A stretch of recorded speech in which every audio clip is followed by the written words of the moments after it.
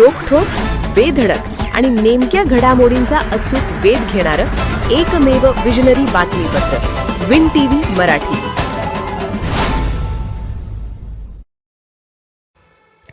भाट शिरगाव जवळ ST bus आणि दूध टँकरची भीषण धडक, चालकासह 23 जण जखमी, शाळकरी विद्यार्थ्यांचाही समावेश.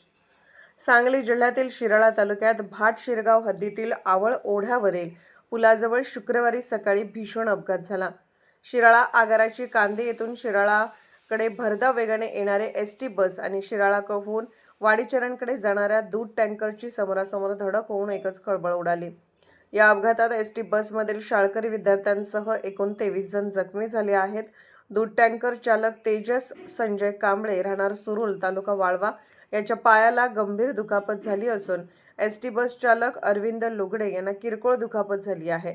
अपघातामुळे बसचेही मोठे नुकसान झाले.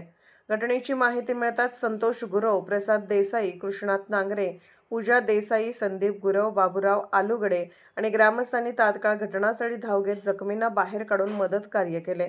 त्यानंतर सर्व जखमींना तातडीने शिराळा उपजिल्हा रुग्णालयात उपचारासाठी दाखल करण्यात आले. दरम्यान आमदार सत्यजित देशमुख, रेणुकादेवी देशमुख, भाजप महिला प्रदेश उपाध्यक्ष, जिल्हा परिषद सदस्य विराज नाईक आणि नगराध्यक्ष पृथ्वीसिंग नाईक यांनी रुग्णालयात भेट देऊन जखमींची विचारपूस केली व डॉक्टरांकडून त्यांच्या प्रकृतीची माहिती घेतली. या प्रकरणी दूध टँकर चालक तेजस कांबळे यांनी पोलिसात फिर्याद दिली असून पोलीस हवालदार अमोल माळी यादव यांनी प्राथमिक तपास सुरू केला आहे.